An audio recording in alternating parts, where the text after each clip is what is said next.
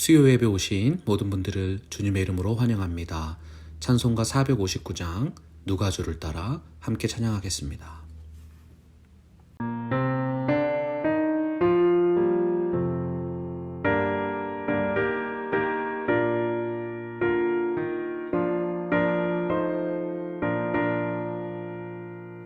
누가 주를 따라 섬기려는가? 누가 죄를 떠나 주만 따를까?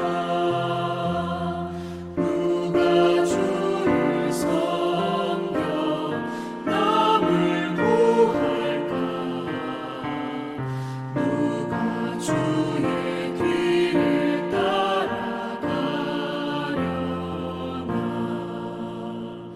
부르심을 받아 주의 은혜로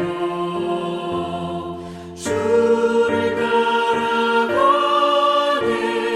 주만 따르네. 세상 영광 위에 나를 아니요 크신 사랑이네. 주만 따르고 주가 내려주신 은혜 힘입어 주의 뒤를 따라 힘써이라네. 부르심을 받아 주의 은혜로 주를 따라가네. 주만 따르네.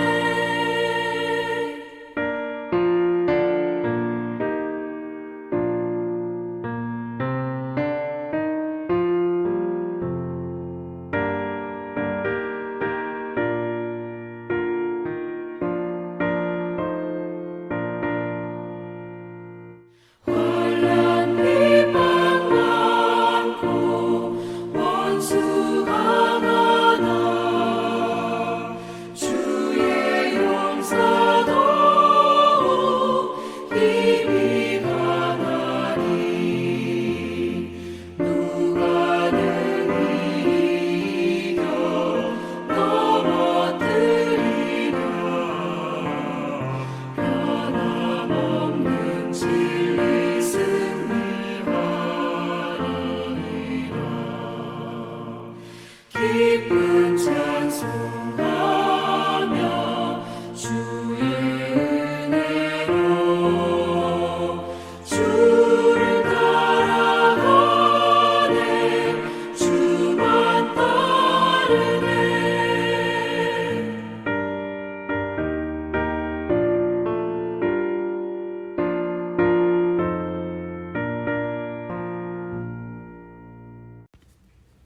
하나님께서 오늘 우리에게 주시는 말씀은 잠언서 17장 1절에서 9절까지 말씀입니다. 마른 떡 한 조각만 있고도 화목하는 것이 제육이 집에 가득하고도 다투는 것보다 나으니라. 슬기로운 종은 부끄러운 짓을 하는 주인의 아들을 다스리겠고 또 형제들 중에서 유업을 나누어 얻으리라.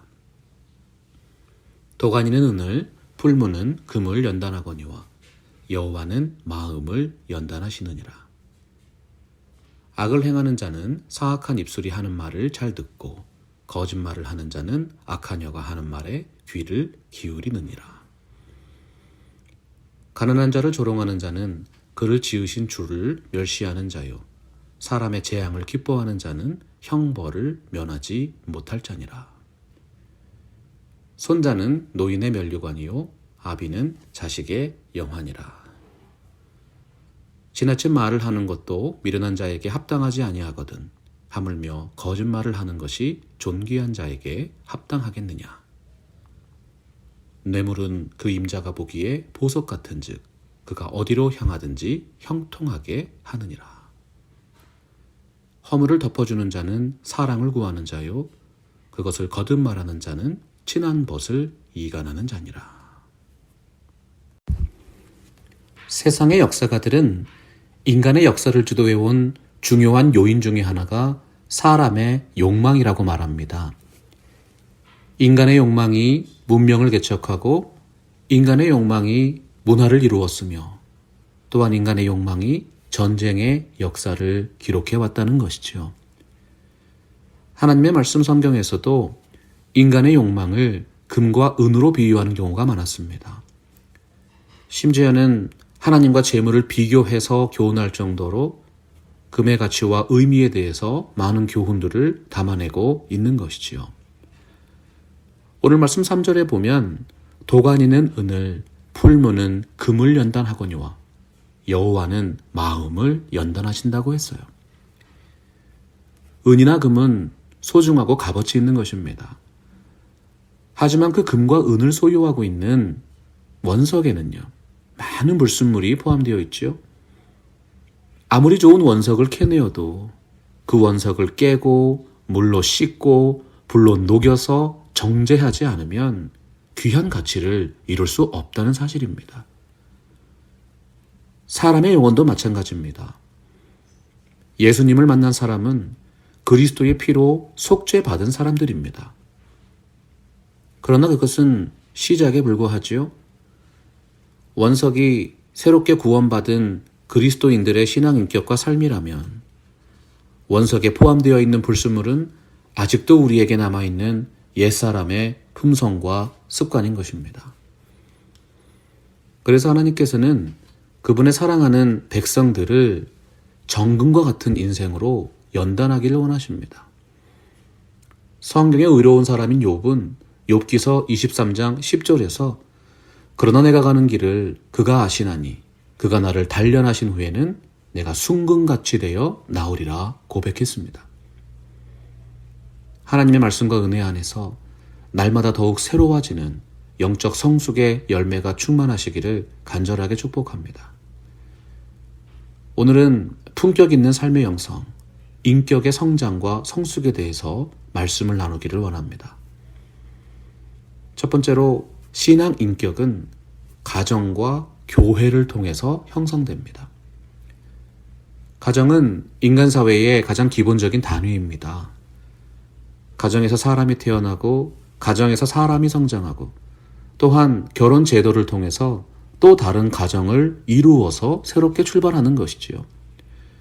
가정은 마치 살아있는 인격체처럼 태어나고 성장하고 또한 분화해 나가는 것입니다. 한국 사람은 전통적으로 사람의 인격을 가장 가치 있는 성숙의 지표로 생각해 왔습니다. 심지어는 집을 지어도 그 집의 모양과 설계가 그 집에서 살고 있는 사람들의 인격과 삶을 반영한다고 믿었어요. 한국의 가옥인 한옥의 모습을 보면 그 집에 살고 있는 사람이 어떤 사람인지 바로 알 수 있게 되어 있습니다. 한 사람의 인격은 그 사람이 살고 있는 모든 삶의 현장 속에서 자연스럽게 표현된다는 것입니다. 우리가 교회를 하나님의 집이라고 표현합니다. 왜냐하면 교회 공동체는 하나님을 아버지로 모시는 영적인 권속들이기 때문이지요. 그리스도인은 오직 믿음으로 이 귀하고 아름다운 집에 들어올 수 있는 자격을 얻었습니다. 하지만 우리가 아무리 아름답고 화려한 집에 산다 할지라도 그 집에 걸맞는 인격을 갖추지 못한다면 결코 아름다운 삶이 아닐 것입니다. 그래서 우리는 무엇보다 가장 가까운 삶의 현장인 교회와 가정에서부터 아름다운 신앙 인격을 이루어 가야 하는 것입니다. 오늘 말씀 6절 보면 손자는 노인의 면류관이요 아비는 자식의 영환이라 교훈합니다. 한 가정의 자녀들이 그 가정의 어른들에게 면류관이 되고 또한 그 어른들이 자녀들에게 영광이 되는 가정, 이러한 가정이 영향력 있는 공동체라는 것이지요. 기성세대가 다음 세대를 사랑하고 또한 다음 세대가 기성세대를 존경하는 교회, 이것이 바로 성경이 말씀하는 평안하고 든든히 서가는 교회의 모습입니다. 솔로몬이 살았던 이스라엘은 농사를 짓고 전쟁에서 이겨야만 먹고 살 수 있는 사회였습니다. 그래서 한 집안에 얼마나 많은 후손들이 있는가? 노동력과 군사력을 의미하는 하나님의 축복의 상징이었어요. 손자가 노인의 면류관이 되는 이유는 그 젊은이들이 노인들이 평생을 바쳐서 일궈낸 귀한 신앙의 열매들을 힘써서 지켜낸다는 사실에 있습니다. 선대에 이룬 귀한 열매들을 더욱 풍성하고 아름답게 성장시켜 나갈 다음 세대의 일꾼들인 것이지요. 오늘 말씀에 나온 면류관은 인생이 노년에 이룰 수 있는 가장 영화로운 하나님의 축복을 상징합니다. 여러분, 그 축복의 면류관이 무엇입니까? 공동체의 신앙 전통을 이어갈 수 있는 하나님의 사람들을 의미하는 것입니다. 창세기 1장 28절 보면 하나님이 그들에게 복을 주시며 생육하고 번성하여 땅에 충만하라, 땅을 정복하라 말씀하셨습니다. 구약 성경의 축복은 처음에는 육적인 의미가 강했습니다. 그러나 신약 시대로 넘어오면서 영적인 의미로 확장되었습니다. 하나님이 축복하신 공동체는 영적인 성장과 부흥이 함께 일어나는 공동체입니다. 부흥은 양적인 부흥과 질적인 부흥이 있습니다. 양적으로도 성장해야 하지만 질적으로 더욱 성숙한 교회와 가정이 되어야 한다는 것이죠. 여러분, 그렇다면 진정한 부흥의 척도가 무엇일까요? 얼마나 좋은 인재들을 많이 남기는 공동체인가? 하나님은 우리에게 가정을 맡기셨습니다. 그것은 우리들의 자녀들을 다음 세대 그리스도의 일꾼으로 양육하라는 뜻입니다. 또한 하나님께서는 예수 그리스도의 몸된 교회를 이 땅에 세우셨습니다. 우리는 교회를 통해서 사람을 구하고 사람을 기르고 사람을 남기는 사역을 감당해야 하는 것입니다. 그렇기 때문에 교회와 가정은 무엇보다 하나님의 말씀을 모든 일의 중심으로 두어야 합니다. 오직 주님의 말씀을 바르게 가르치고 눈물과 기도로 양육할 때 하나님이 원하시는 공동체가 이 땅에 이루어지는 것이지요. 오늘 말씀 6절을 다시 보면 아비는 자식의 영화라고 교훈하고 있습니다. 아버지 세대가 이룬 신앙을 통해서 다음 세대가 더욱 견실한 신앙으로 발전해 가는 것이지요. 좋은 믿음의 조상을 둔 가정, 그리고 좋은 신앙의 모범을 이룬 교회는 그분들이 이룩한 선대의 업적을 통해서 다음 세대가 더욱 평안하여 든든하게 발전해 갈 수 있습니다. 말 그대로 기성세대가 다음 세대의 영광이 되는 것이지요. 우리가 어떤 분의 지위와 권한을 통하여 영향력을 행사하는 것을 후광 효과라고 말합니다. 그리스도인이 어떠한 존재입니까? 빛 되신 하나님과 예수 그리스도의 후광을 입은 사람들입니다. 에베소서 5장 1절과 2절 보면 그러므로 사랑을 받는 자녀같이 너희는 하나님을 본받는 자가 되고 그리스도께서 너희를 사랑하신 것 같이 너희도 사랑 가운데에서 행하라고 말씀하셨습니다. 교회는 하나님의 공동체입니다. 그래서 하나님이 함께 하시는 사람의 삶 속에는 품격 있는 하나님의 성품이 드러납니다. 하나님의 진리와 사랑의 성품을 닮아가는 삶. 이것이 바로 바른 인격을 형성하는 신앙교육의 가장 중요한 목표인 것이죠. 오늘 말씀 1절 보면 마른 떡 한 조각만 있고도 화목하는 것이 제육이 집에 가득하고도 다투는 것보다 낫다고 했습니다. 여러분, 하나님의 존귀한 성품을 닮아가는 아름다운 신앙의 집을 지어가시기 바랍니다. 그러면 하늘의 신령한 복과 땅에 기름진 것이 가득한 더욱 화목하고 행복한 공동체가 될 것입니다. 두 번째로 신앙 인격은 양심을 통해서 성장합니다. 현대 심리학에 보면 소시오패스라는 인격장애가 있습니다. 사람이 이 병을 앓게 되면 자신의 유익을 위해서 다른 사람을 이용하고 거짓말로 속이기를 일삼지만 양심의 가책을 전혀 느끼질 않게 됩니다. 우리가 보통 만나는 사람들의 4% 정도, 25명 중에 1명 정도가 심각하게 이 마음의 병을 앓고 있다고 하지요. 이제는 소시오패스라는 인격장애가 너무나도 흔한 질병이 되어버린 것입니다. 오늘날 이런 병이 창궐하게 된 이유가 무엇일까요? 양심을 지키며 사는 것보다 거짓말을 해서라도 경쟁에서 이기는 것이 더욱 현명한 삶이라는 현대사회의 구조적인 병폐에 기인한 것입니다. 잠언서 16장 2절 보면 사람의 행위가 자기 보기에는 모두 깨끗하여도 여호와는 심령을 감찰하신다고 되어 있어요. 하나님이 우리의 마음을 감찰하시는 이유는 사람이 그 마음에 품은 것을 입술로 표현하고 삶으로 그것을 실천하기 때문입니다. 우리들의 삶의 현장에서 신앙 인격은 언어를 통해서 표현되고 또한 양심을 지키는 삶을 통해서 그 인격이 성장한다는 것입니다. 자신의 유익을 위해서 다른 사람을 이용하고 또 거짓말하는 것을 습관화하면 결코 하나님이 기뻐하시는 삶을 이룰 수 없다는 사실이지요.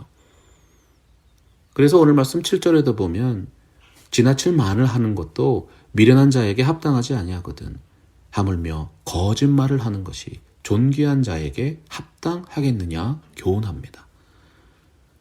세상은 존귀한 사람에게 그만큼 존귀한 인격과 삶을 기대합니다. 그분이 가진 그 존귀함이 곧 영향력이 되기 때문이지요.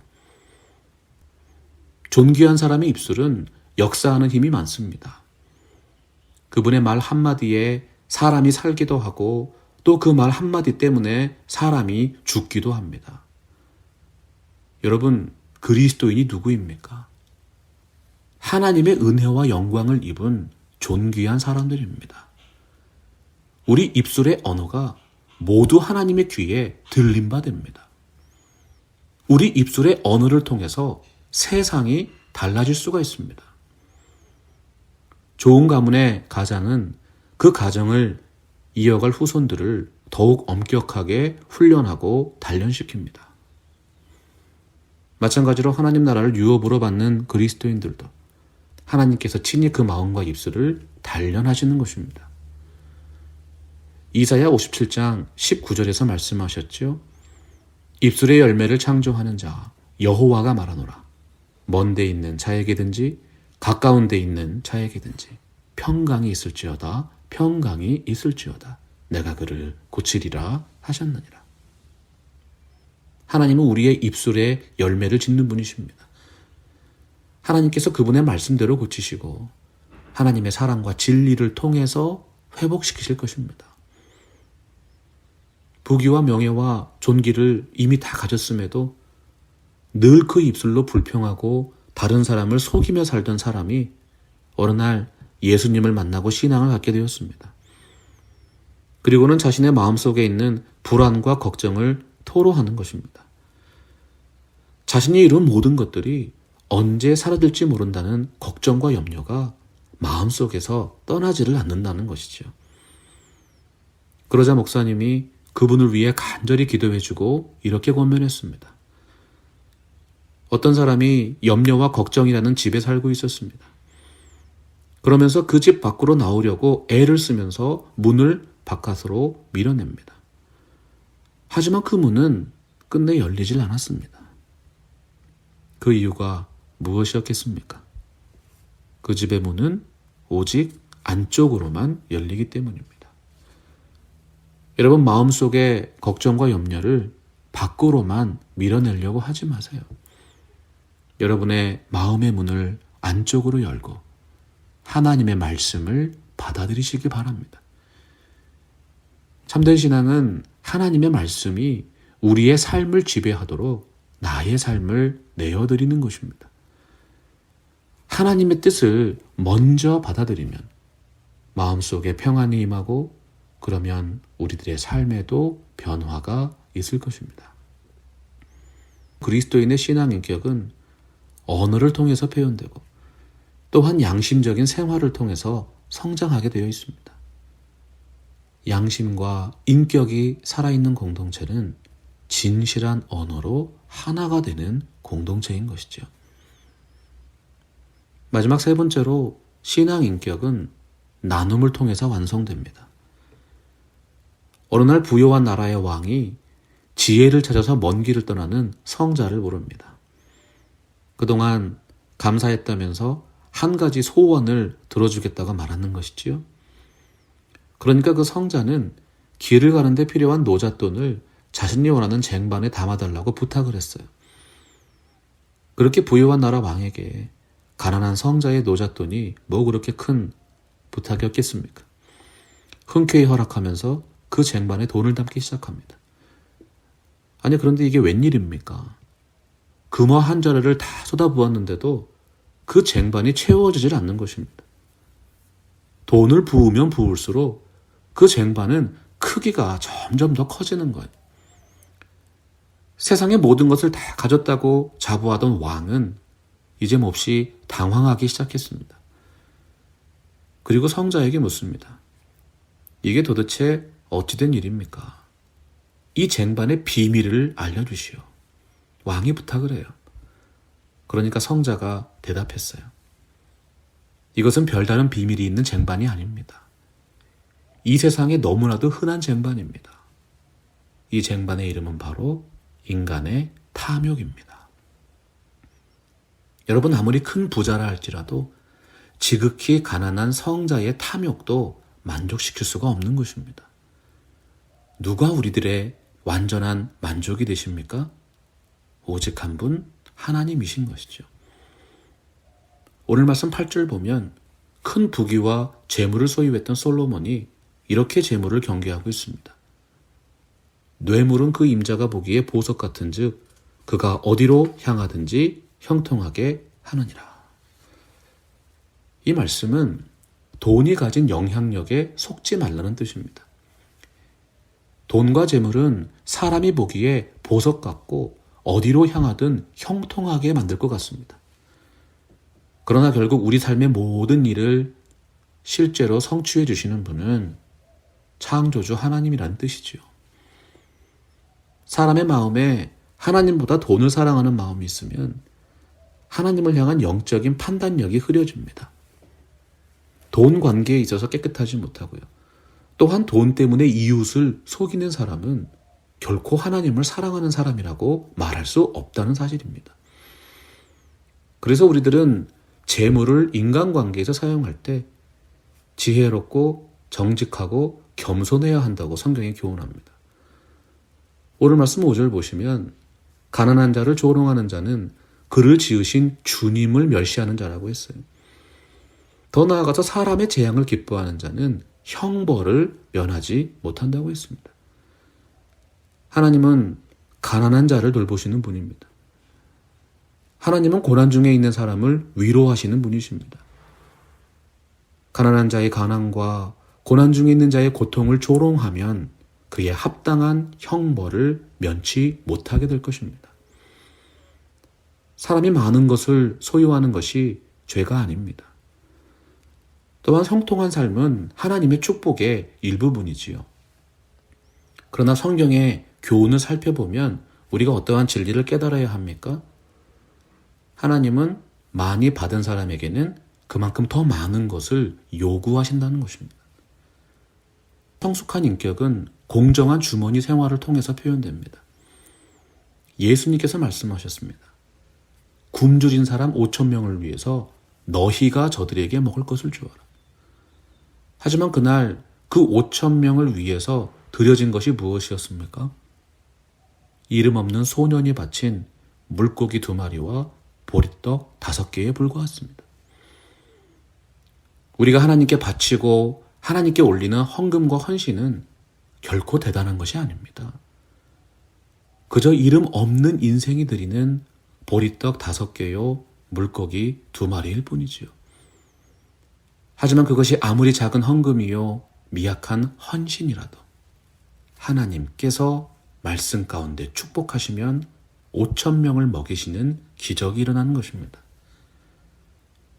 우리 마음속에 있는 정직한 욕망이 지금 우리의 삶이 어디로 가고 있는지 분명하게 말해준다는 격언이 있습니다. 우리에게 허락해 주신 부와 재물은 하나님의 뜻대로 사용되어야 합니다. 바로 그때 위대하신 하나님께서 그분의 계획 안에서 아름다운 역사를 이루어 주시는 것이죠. 예수님께서 그 삶의 원리를 어떻게 선포하셨습니까? 마태복음 6장 33절입니다. 그런즉 너희는 먼저 그의 나라와 그의 의를 구하라. 그리하면 이 모든 것을 너희에게 더하시리라. 어떤 분이 자신을 목양하는 목회자를 시험하려고 이런 질문을 던졌습니다. 목사님께서는 늘 위의 것을 구하며 살라고 하시면서 왜 맨날 기도할 때마다 땅에 엎드려서 기도하십니까? 앞뒤가 안 맞지 않나요? 그러니까 그를 담당하던 목회자가 이렇게 대답합니다.